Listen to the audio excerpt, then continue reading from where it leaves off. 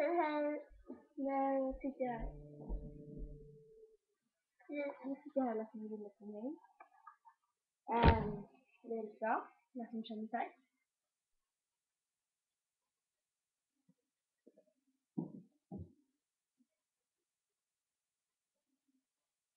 Ja, men jag ska mamma och Thomas mindre och så. Käka växter så att det blir här. Där har ni käkningen. Ja, det är precis utanför.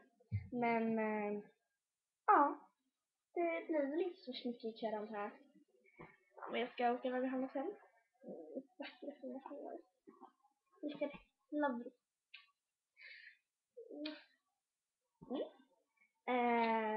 Men ja, då får man fortsätta läsa min julläsning tills maten är klar.